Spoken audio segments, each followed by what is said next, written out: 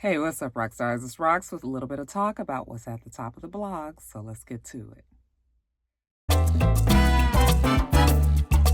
Guys, before we get started, the RONA check-in, just making sure you guys are all good. I guess this is what, week 7, week 8 that I have been on quarantine or semi-lockdown, if you want to call it.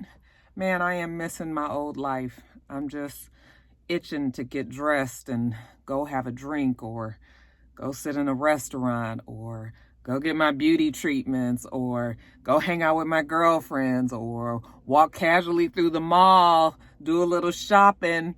Okay. I just really, I know that I need to stay the course and not do things that aren't necessary, but I sure am missing it.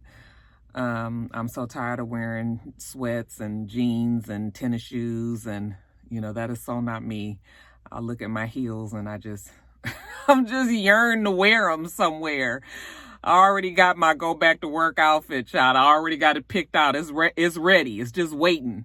And I thought that I would be hearing by now that I would be going back to work by June 1st, and we still haven't heard anything. I mean, it's really not no rush. Like, I'm enjoying being home, but I just also miss, I just miss going as well. So I know you just can't never be happy, huh? How about you guys? How are you guys doing as we get into the third month? April, May. Oh, well, this is still the second month, really, that we've been on this lockdown. I'm just bummed. But it's all good, you guys. It's all good. I know that it's for a reason, and I know the reason is worth me staying home. So hopefully you guys are all doing well as well. You, your family, your loved ones, your friends, okay, people around you. Again, shout out to all of the essential workers out there. We still have you in our prayers. And I think that's it. It ain't too much to talk about today, you guys. So I feel like this video is going to be short. But let's get on with it. All right, you guys, first story up. Politricks, YSAP refuses to put up the picture of forever President Barack Obama. There has always been a tradition, well, at least it's been for the last 40 years or so, there's been a tradition where the current president will hang a picture, a painting of the previous president in the hallways of a wing in the White House. I think they said it was the East Wing. And it is tradition for the current president to do it in his first term. So this would be around the time that he would do it for President Barack Obama, and YSAP refuses to do it. Not surprising at all.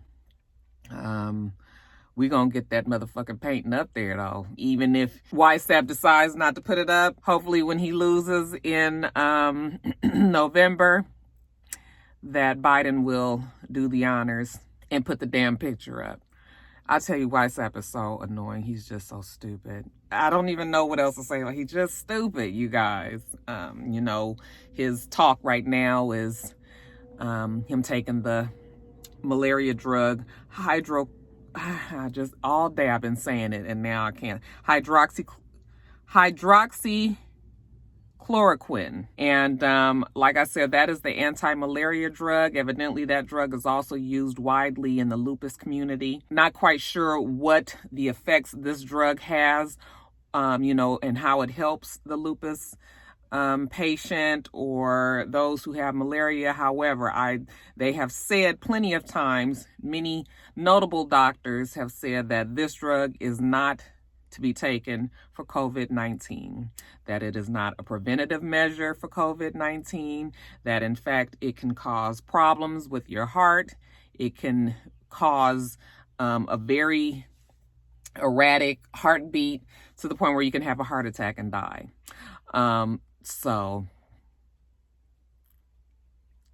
y'all know I'm not going to say it because, one, it's terrible to think things like this, and two, I don't want to get flagged.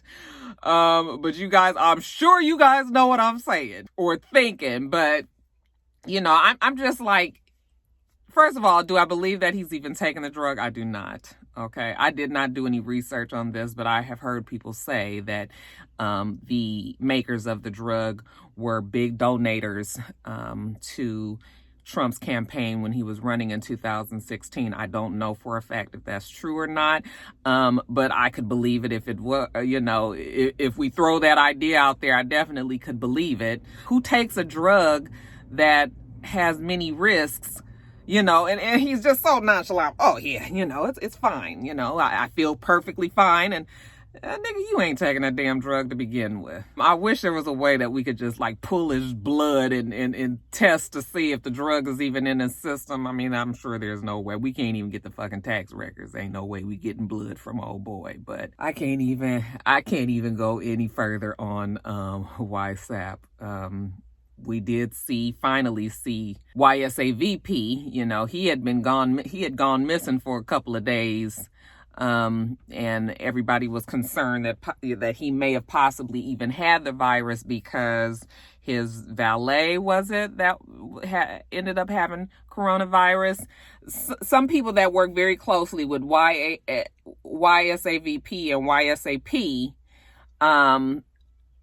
they have been found to have the virus. So we were wondering if Pence had it, but he's surfaced again.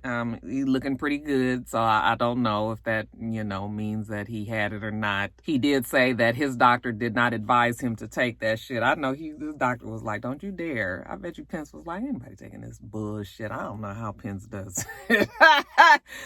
I know he is really, I still feel like he was behind that big old expose that they tried to do a couple of years ago on YSAP with the New York Times. I still feel like Pence was behind that. But anyway, that's all that I got for Politricks right now. Also here in Georgia, there's early voting going on. I actually think I am going to go tomorrow to vote and get that out of the way. So just if you are here in Georgia, you guys can get on out and, put your vote in so you don't have to worry about it. I think the actual voting day is June 7th, but you can vote early now. And that is it, you guys. Moving on along. So, you guys have all seen the video of the two FedEx employees. I only have one of the gentleman's names. His name is Antonio Braswell. I believe Antonio was training another driver because there were two drivers in a truck. They were making a delivery at a home, a residence, and I'm assuming they put the package on the porch or in front of the house or rang the doorbell or whatever it was. There was some sort of confrontation with the man who lived in the home. He was a white man who just started going off on them. Now, none of this is on video, and this is where the problem lies, even though it doesn't really matter, because even when we get shit on video, it doesn't matter. They still find a way to refute it, still find a way to say, the reasons why, still find a way to explain it away. But the first half of what happened is all hearsay. So the guy, Antonio, said that they apologized to the guy for whatever reason. The man was upset with them. They apologized, went back to their truck, but the man followed them out to their truck and was cursing at them. He instructed his wife to call the police, and they got into the car, and the white guy who lived in the house pulled out his phone, started recording the two FedEx drivers, and they said that when they were about to pull off, he said, fuck y'all. He kept saying that he was going to whoop they black asses. Once they heard him say, fuck you, they pulled over. Antonio got out of the truck, and this is when the other guy in the truck started recording. So the white guy is recording Antonio. The guy in the truck is recording Antonio, and you can see this exchange. Now, in the exchange that we see, he is telling the guy, you didn't have to curse at me like that, okay? I'll wait for the police because, supposedly the police was on his way. But I guess he could see that, first of all, he works for FedEx. They're all about time. He can't be sitting up here spending all this time dealing with this irate customer when he hadn't even done anything. So I'm sure that was on his mind. Secondly, you know, this is bullshit. I done got pulled into some shit when I'm just trying to do my job. Okay. He had done let that man rile him up. And you know, and the guy had absolutely no reason to be doing it from what we can see. Or from what we hear from the black guy, Antonio. Anyway, they ended up posting that video to social media. The guy got back into his truck and was pulling off, and the guy was like, I thought you were waiting for the police. And, you know, he was just like, you know where I am. They know where I am. You know, it's easy to find me. As soon as I saw the video, though, I was like, he's going to get fired, because I have known quite a few people that have worked for FedEx, and I know FedEx has absolutely no tolerance for anything that's going to show their company in a negative light. And that video being posted, I was just like, this is a shame that this is going to happen, but they're going to fire him. And sure enough, he did get fired. Him and the guy, I'm assuming that he was training the other guy inside. They both got fired. They said that FedEx reached out to him, told him to take the video down, all of that. Well, the video ended up going viral. This is definitely bad pub for FedEx, because in their quest to continue this no tolerance for anything negative on our company, it looks like they are supporting a racist. You know, of course, they don't have the first half of the video. There's no proof that the guy said the things that they said that he said to them. But, you know, this guy is doing his job. He's working. He's a FedEx driver. I'm assuming that he's been doing it for enough time to know that he ain't got time to really be trying to get people mad and upset. You give them the package, you go and get the fuck in the truck, because you got to go and you got to stick to a schedule, you know. So I don't know why the guy would need to lie on this person, even in that neighborhood. If he's delivering in that neighborhood, if it's a predominantly white neighborhood, I'm sure he's dealt with many white customers and didn't have any problems, you know. So I just tend to lean towards believing Antonio and the other gentleman that was in the truck. But the sad thing about it is they've lost their job. Okay, this guy, the white guy, yeah, an asshole, definitely, but didn't do anything illegal to him. So there's nothing that's going to happen to that guy. And really, he got the last laugh because he got these guys fired. Now, FedEx is probably there's going to be a lawsuit. I don't even know still if Antonio would win if he didn't bring it public. If he didn't bring this public and he just tried to handle it with FedEx, you know, under their whole process of trying to appeal being fired or something. Like if the white guy, for instance, if the white guy had reported them to FedEx and then showed this video, I still don't think that they would have been able to get their jobs back. I can see them saying that you already know as a FedEx driver that you have to carry yourself exemplary, and you cannot be getting into confrontations with the customer, no matter how, you know, irate or crazy they might be. Okay, but the fact that they took this public, that might change it. And they may be able to get something out of FedEx, even if it's a settlement. I doubt they'll get their jobs back. I doubt that they probably even want those jobs back. I know that they did start a GoFundMe for them. And yeah, it's just, you know, guys know it is just really tiring. Like you just black. We black and we black. Okay. And every day you see videos or you hear stories about people getting harassed or, you know, up to, you know, getting murdered, and for no other crime other than our skin color. It is just very tiring. It's a fucking struggle every day, you know. But we'll see what happens with Antonio and the other gentleman. I'm sure this story is going to, because I'm starting to see it on the news and stuff, it's picking up some steam. So we'll see what happens with them. And then when I know more, I will let you know more. I want to say a rest in peace to WWE star Shad Gaspard. He was a star in the WWE wrestling community.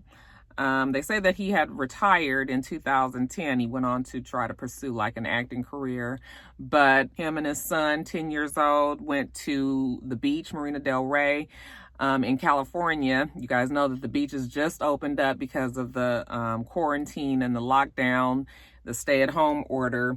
The governor there had recently opened up the beaches if you were going to be jogging, running, walking, or swimming. Nobody can lay out or anything like that.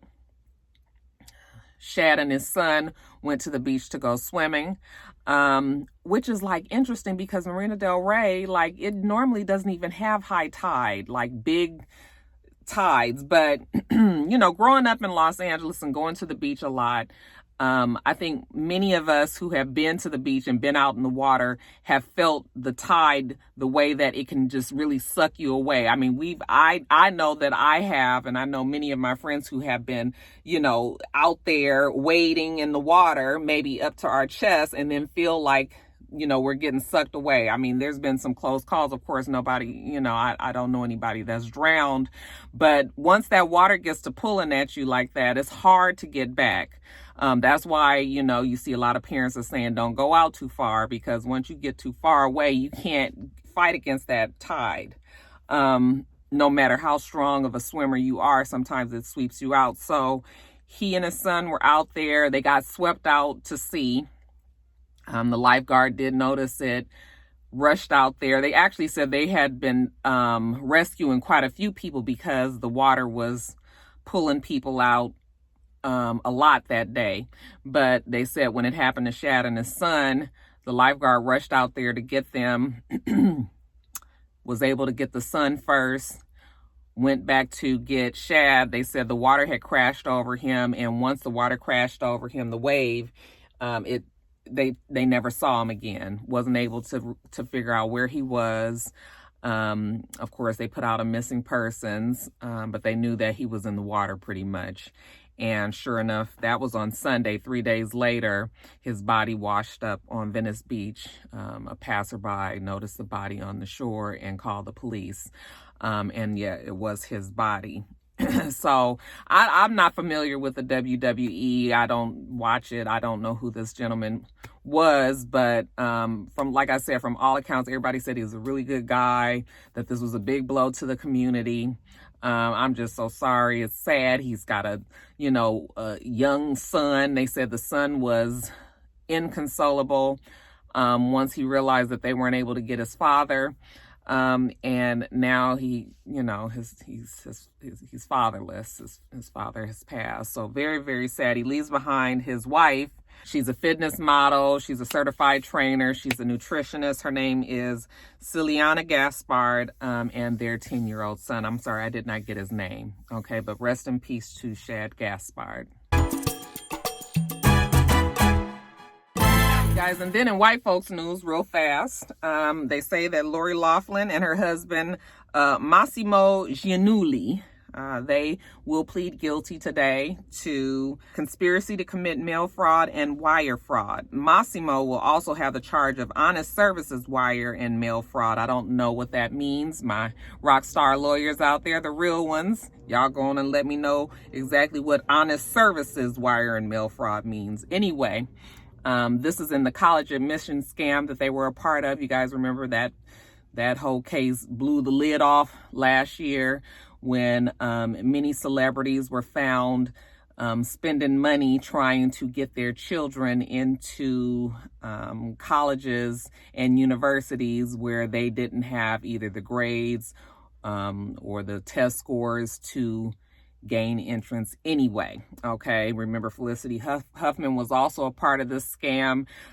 She paid $15,000 to have her daughter's ACT or SAT scores boosted so that she could get into her college of choice. You also remember last year, Felicity just went on ahead and pled guilty, got that shit out the way. I think they gave her 2 weeks jail time. She ended up doing 11 days because if I'm correct, this is a federal crime. You do like 80% of your sentence.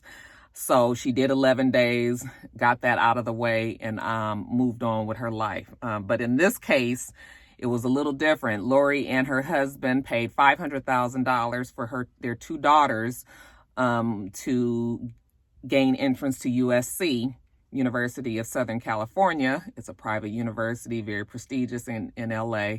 And they paid $500,000 for their girls to get a scholarship on the row team. I think they call it crew. The girls never were rowers. The girls didn't have the grades to even get into that school. However, $500,000 talks big. All right. So they were actually admitted into the school. Once the scandal broke, USC put them out. Okay. And Lori and her husband, for all this time, had been saying not guilty. Just up until even just a couple of weeks ago, they were saying not guilty. Well, I guess they finally got tired of this, realized maybe that their odds of winning was not looking all that good, and just went on, decided to plead guilty to those charges that I told you guys. So Lori's going to get 2 months jail time. She's going to get a $150,000 fine, 2 years supervised release, and 100 hours of community service. Massimo gets $250,000 fine, 2 years supervised release, and 250 hours of community service. I'm figuring if they do 80% of their time, Lori's going to serve maybe a month and a week and some change, and he's going to serve right around 4 months, give or take a few days. So, yeah, I'm sure they're looking forward to getting this all behind them. I'm sure neither one of them ever thought that they'd see themselves in jail. And honestly, it feels like they're getting off easy to me. We've seen people in the community, that look like you and me, who borrowed their friend's address, that lived in a different neighborhood so their child could go to a different elementary or middle school or high school. And once they were found out, they was arrested and went to jail, for longer than this time. So it feels like, a little bit of a slap on the wrist, but I guess they worked it out with the government and tried to, get as little of a sentence as they could. So that is what's happening there. I don't know when they're supposed to report, but I would imagine that it would be sometime soon.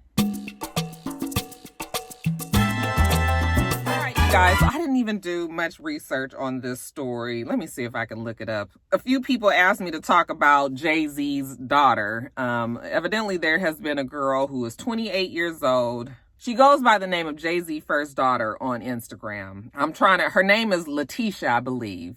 And like I said, she's 28 years old. She is claiming that her mother and Jay-Z, 28 years ago, had a relationship or got together long enough for her to be the product. Okay. She's saying that he knew that she was, that she existed, and that he chose not to be involved at all. I don't know if there were ever any DNA tests back in the day, but, the mother said that Jay-Z was her father, and, she's always believed that ever since. Let me see if I can pull up a picture of her so that you guys can see her face, so you can see the comparison that they are putting of her next to Jay-Z. While I'm doing this, though, you guys, evidently Jay-Z used to hang out there in Cambridge, Maryland, and had some sort of something with the girl's mother. And they're saying that out there in Cambridge, Maryland, everybody knew that that was his daughter and that he just walked away from his responsibility. It's interesting that she would come out now. She's 28 years old. Like, what has kept her from saying anything all this time? So, the stories like this are always suspect to me. Yeah, I guess I would say she looks close enough. I mean, she looks, she has a wide nose like Jay-Z does. And here we go. Y'all see there? They're saying that is his daughter. And yeah, I mean, I guess I would say that they have similarities for sure.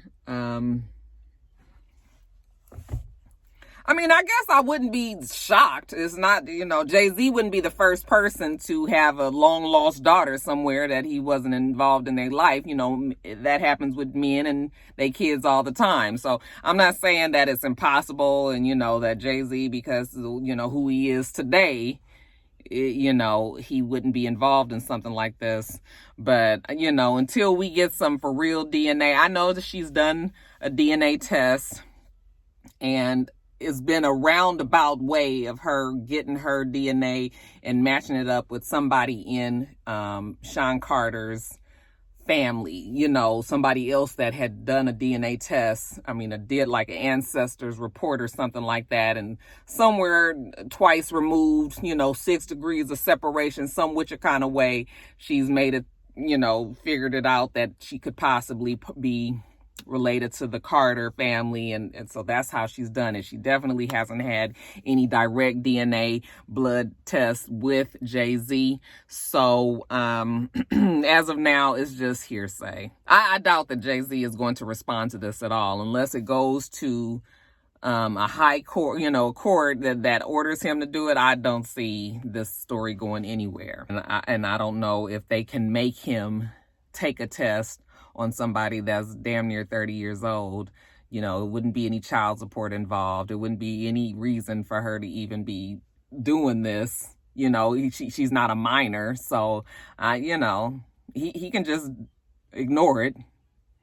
Like maybe he's done all this time, because I have a feeling that maybe, you know, his camp has known about this girl for some time. We're just finding out about her now, but I don't know what's gonna come of it. It hasn't made it to like the big blogs. I had to do some research on Instagram, and there is a YouTube channel, I believe, that's somebody that's talking about it as well. But as of now, it ain't really picked up too much. It ain't picked up too much smoke. But stranger things have happened, so we'll just see. What y'all think though? If you guys saw the picture, you guys go to her page, Jay-Z First Daughter, you know, do your own little research and let me know what you think. Could Letitia be Jay-Z's long lost oldest girl, or is it just wishful thinking on her part? Y'all let me know.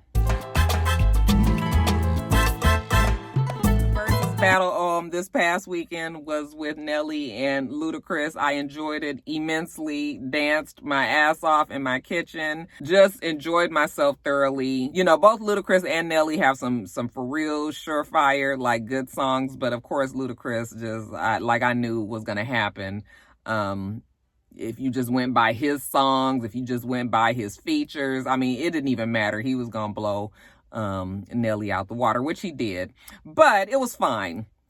Nelly was just so happy to be there, child.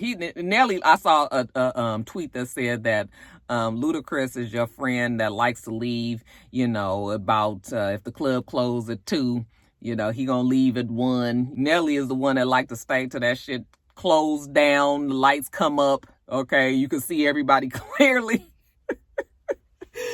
That damn thing, you know, Ludacris was ready to end it. He was like, okay, they say we only got a few minutes left. And, you know, Nelly was like, no, nigga, they gonna have to cut us off. No, nigga. And that's the other thing. Everything was nigga this, nigga that, nigga this, you know. And y'all know I can definitely say nigga for sure. But something about it being 500,000 people that's watching, you know, I would have probably curtailed on the nigga. All right. But yeah, he was just so excited, child. They said they were having a bad storm out there. I guess the storm was affecting his Wi-Fi. You know, he kept on freezing, kept on going out. But they were able to get through the 20 songs for the most part without any real issues. I mean, every now and then he would glitch and stop, but he would pop back in. And it didn't seem to stop the battle. But yeah, it was good. Ooh, I tell you, that Ludacris got some good old just, oh, way. And I'm telling you, I can think of some good old memories from that Ludacris too. I'm telling you, I've been enjoying these versus battles. They've been really fun. I was reading up, they were trying to say what was going to be next, and they were saying Jagged Edge and 112. I was just like, give a fuck about that damn Jagged Edge and 112. I'm just like, do they even have 20 hits each? I mean, how many versions of Let's Get Married are we gonna play? And then I was never a Jagged Edge fan. So I already feel like 112 is going to take it. But then I'm thinking to myself, like, 112, do they have 20 songs? So everybody is clamoring for this Jagged Edge and 112 thing. I don't really care. But this weekend on deck for sure is Bounty Killer versus Beanie Man. Okay, shout out to Jamaica, the islands, my Caribbean rock stars for sure will enjoy that battle. It's funny because I know who Beanie Man is, I know who Bounty Killer is, but I don't really know I know their songs, I'm sure. I know a lot of their songs, I'm sure, but I wouldn't know who was singing it. You know how there's just sometimes you just know songs because you hear it all the time, or you just know the songs, but I don't know who, what Bounty Killer and Beanie Man, except for, of course I know a couple of Beanie Man songs for sure. But yeah, so I'll listen to it, but this one here is definitely for my Caribbean rock stars and the islanders, and for you guys to enjoy. And it seems that people are very, very, very excited about it. So that looks like that's going to be another stone cold groove had by y'all on Saturday. That will be this coming Saturday, day after. Well, today, this is going to post on Friday. So it'll be tomorrow, 8 p.m. Eastern time. Yes, girl, you going to be watching? I know you are. Guys, congratulations are in order to our girl Candy. She was revealed as the masked singer for season 3, the winner, last night, and good for her. I think everybody knew that it was Candy, and that actually took some of the excitement away from me from the finale. Candy has a very distinct voice, and there's absolutely no way that we did not know that was Candy. So, it wasn't the same as like the first season when it was T-Pain, and we were just like, wow, that was T-Pain. It was just like Candy sounds like Candy all the time. And now we got to go through 10 episodes of Candy up there singing and us acting like we didn't know who she was. I really honestly feel like the Masked Singer shouldn't have like established singers, as their people that are competing, because you're a singer. Of course you're going to win. The whole idea of it is supposed to be something that's so shocking because it's out of the ordinary. It's not something that you normally do. And then you would win and all. So I just was like, even though I was very happy for Candy, you could tell she was very happy. Candy, of course, is very competitive, So she sang Tina Turner's song. What is the song? Well, I can't think of it right now. Do I love you, my oh my? Do you? Was that the song that she sang? But it was perfect because she kept it low in her range. It wasn't really her trying to get up high and all that. I hadn't watched this whole season like I normally would, so I would just see her sing a song every now and then. But every time she got up there to sing, I was like, that's Candy. It's Candy. It's clearly Candy. But she won. She was the winner. The runner-up, I think, was Bow Wow. He was the frog. The turtle was, what was it, Jesse? What was his name? Okay, so they were the 3 finale, the 3 finalists. And of course, Candy won, so good for her. We also must give her a shout out for her new song that she released yesterday. It's called Used to Love Me, and it is her featuring Todrick Hall. And actually, the song is a nice little groove. It is almost like, I was going to say electronica. It's not electronica. It's sort of like dance. It's like dance genre, the doom. You guys know what I'm talking about. The song actually is cool. I listened to it. I have Apple Music, so I listened to it a couple of times. I was like, okay, Candy, y'all did that. I hope it does well for Candy. She says that, she said that in her Masked Singer, her reveal yesterday, that she's, had some doubt, was nervous because people talk about her voice and say that she can't sing. I don't think that Candy cannot sing. I think Candy is, she just has a different, very distinct voice. Okay. She worked very well with Escape. I don't know if I figured Candy to be a soloist, but you know what? Who knows? She obviously is doing it by herself. Yeah, we tease her because she has like that strong vibrato, but like I said, it got her to win yesterday. So good for Candy. She was so excited. She did a live Instagram last night and I watched some of it. And she was just saying how she had to keep it secret and all that. And I was just like, girl, we knew it was you. We knew it was you. So, and they've done that with many other celebrity singers as well, but they never made it to the never made it to the finale. So we've had Gladys Knight. She was the Bumblebee, I believe, the first season. We had Patti LaBelle. We've had Dionne Warwick. I mean, we knew that these people were all, we knew their voices. And now we have Candy. So, but still, not one to hate. Very happy for her. She seems very happy. And that seemed to give her the motivation and the pep that she needed to put her singing career back on track. She said she's about to start writing and producing and just going hard, balls to the wall. So good for her. Congratulations to Candy, the Masked Singer, for season number 3.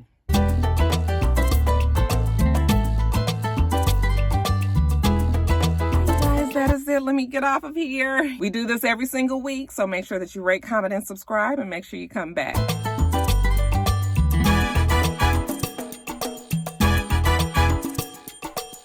Until next time, rock stars. Bye.